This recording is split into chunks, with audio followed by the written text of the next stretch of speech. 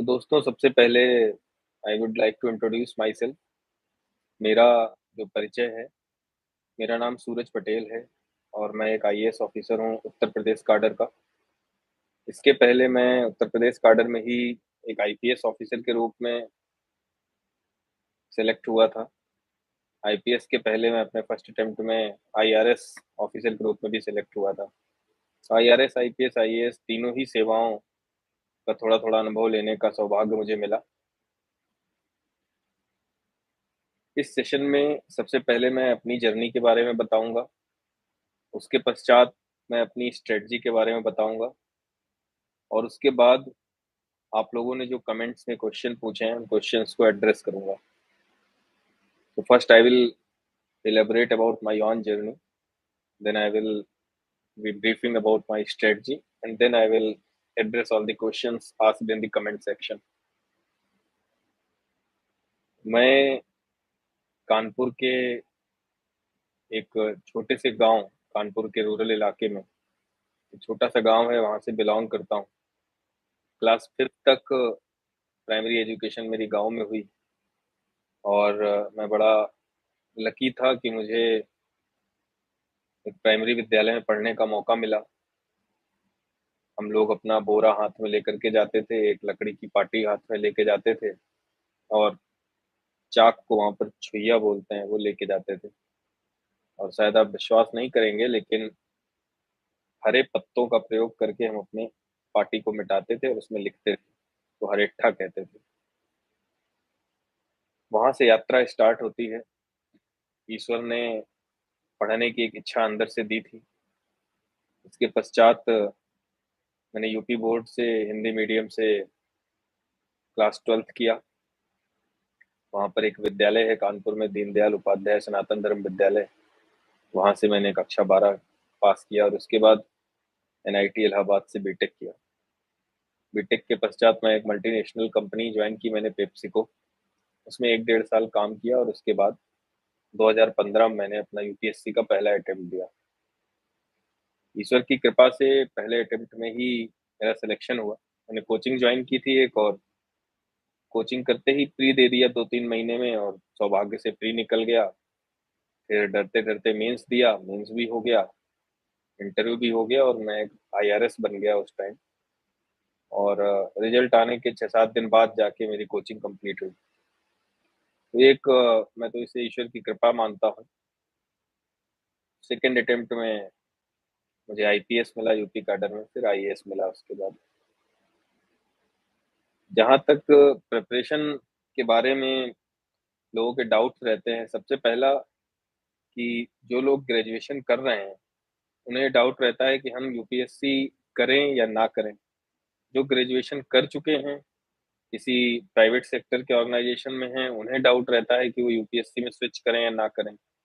कई लोगों को डाउट रहता है कि जॉब करते हुए यूपीएससी करें या जॉब छोड़ के यूपीएससी की तैयारी करें।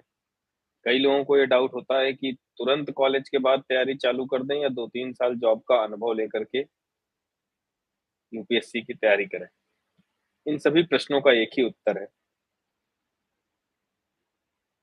महाभारत में श्री कृष्ण ने अर्जुन से कहा था, न दैन्यम न पलायनम, न डरेंगे न पीछे हटेंगे।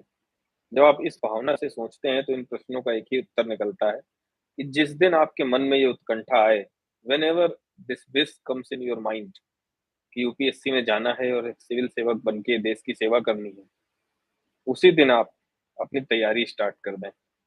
अगर आप जॉब कर रहे हैं, आपको लग रहा है कि जॉब से डिस्टरबेंस हो रहा है, रिस्क लेने में ना डरें। अपनी जॉब थोड़े दिन के लिए छोड़ें और 1 साल 1.5 साल फोकस्ड होकर के प्रिपरेशन करें। आप कॉलेज में हैं, आपको लग रहा है आपको यूपीएससी में जाना है, आप डरे ना, अपनी तैयारी स्टार्ट करें और फर्स्ट अटेम्प्ट अपना बेस्ट अटेम्प्ट दें। कभी भी निगेटिव आउटकम्स को लेकर के स्ट्रेटजी नहीं बनानी चाहिए। अगर आप अपनी स्ट्रेटजी ही बनाएंगे कि फेल हो जाएंगे तब क्या करेंगे, तो फिर आपके फेल होने के चांसेस बहुत बढ़ जाएंगे। मैं ये नहीं कह रहा हूँ कि प्लान बी नहीं रखना चाहिए, प्लान बी रखना चाहिए, परंतु जब शुरुआत कर रहे हैं उस टाइम पर ही प्लान बी नहीं बना लेना चाहिए।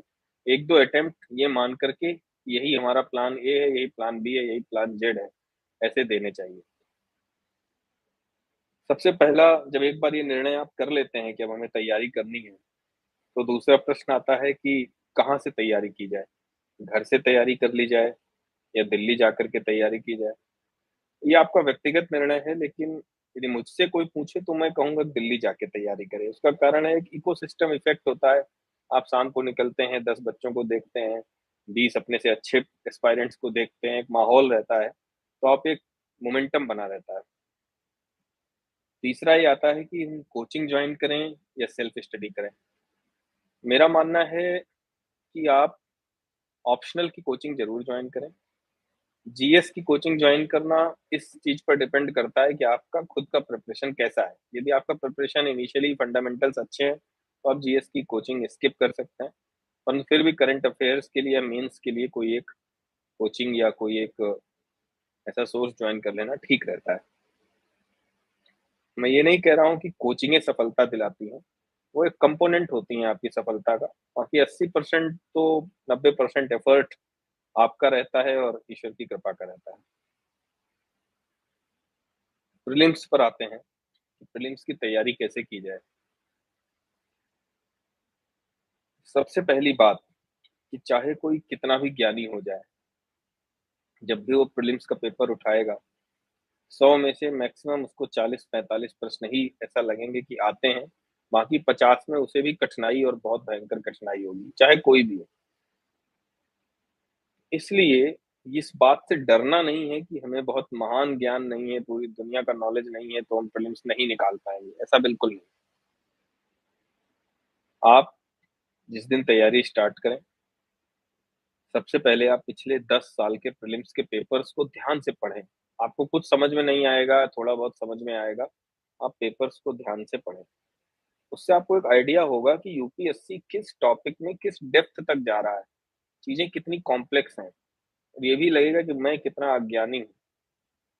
एक बार वो एक्सरसाइज करेंगे, 1 डेढ़ दिन लगेगा, उसके बाद प्रीलिम्स का सिलेबस ले लें।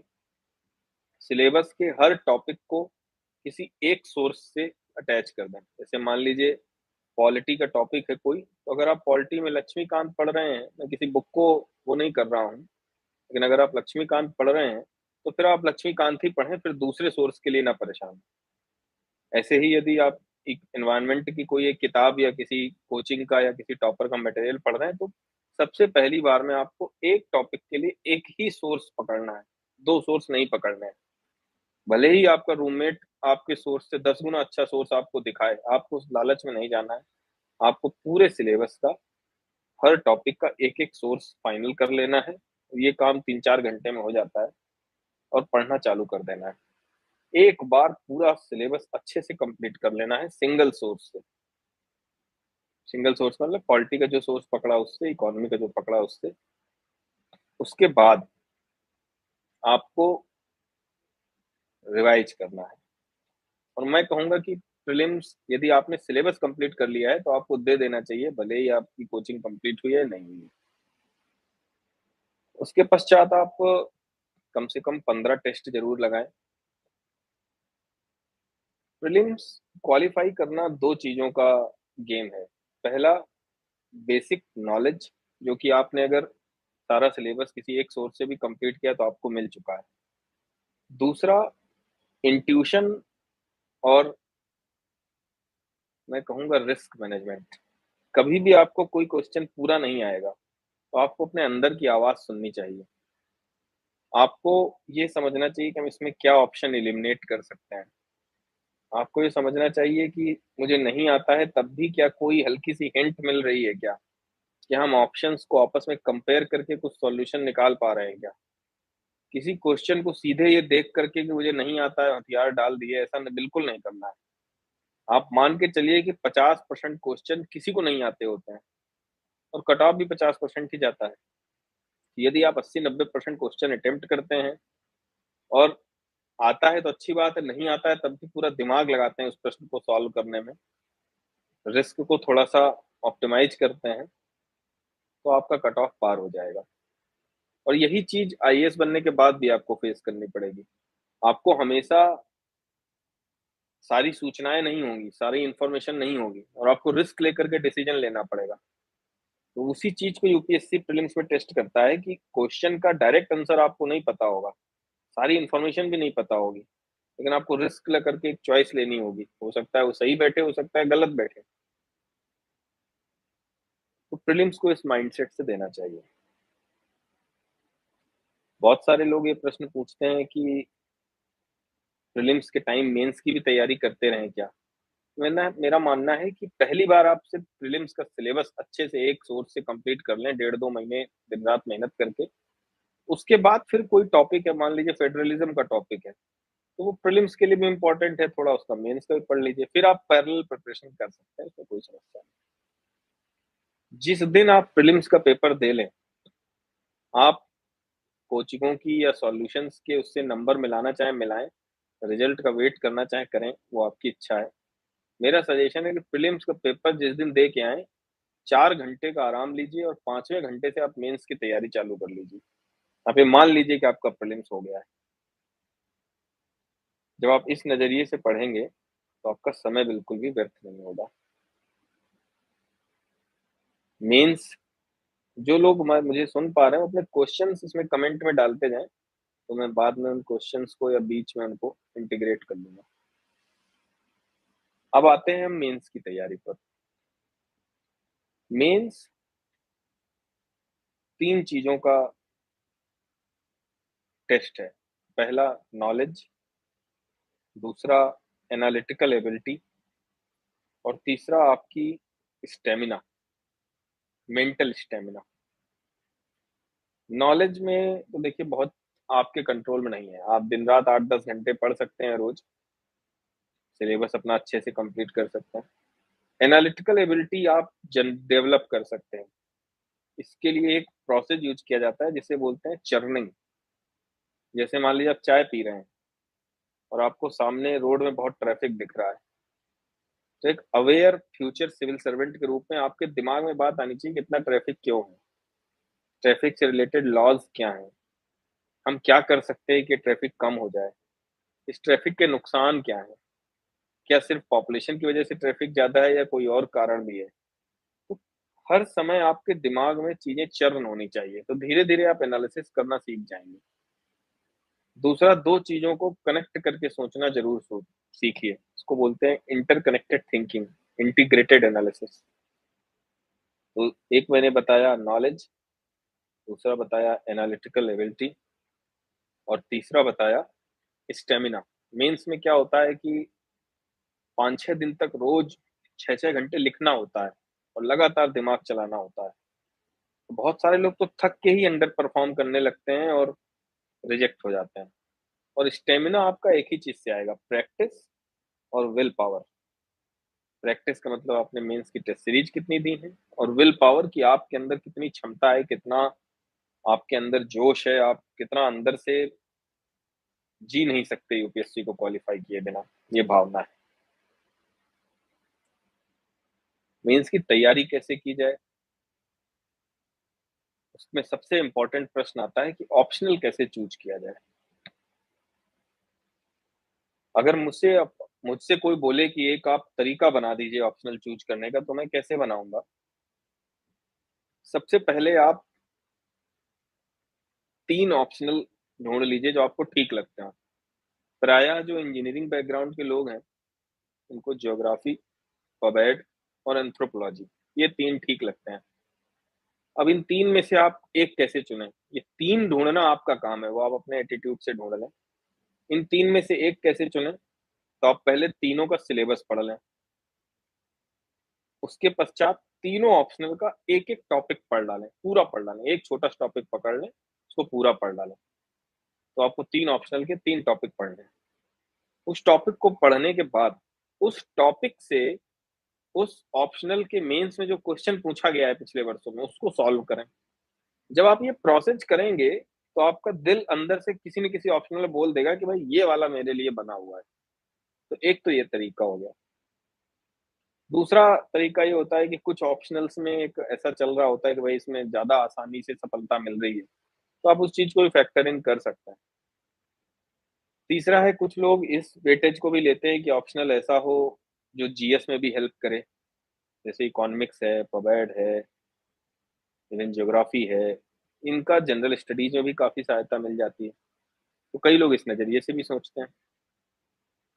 कई लोग मैथमेटिक्स और फिजिक्स वाले होते हैं, उनको आराम ये होता है कि एक बार ऑप्शनल का सिलेबस खत्म कर लिया, तो बार-बार अपग्रेड करने की ज़रूरत नहीं है। तो ये सारे फैक्टर्स होते हैं, इन सारे फैक्टर्स को लिख लेना चाहिए और फिर जो 3 आपके बेस्ट अल्टरनेटिव आ रहे हैं, उनको आप ढूँढ लीजिए और उसके बाद आप जो मैंने तरीका बताया कि तीनों का एक-एक टॉपिक पढ़ के उसके क्वेश्चन लगाइए, आपका हृदय अंदर से बोल देगा, ये ऑप्शनल मेरे लिए सही है।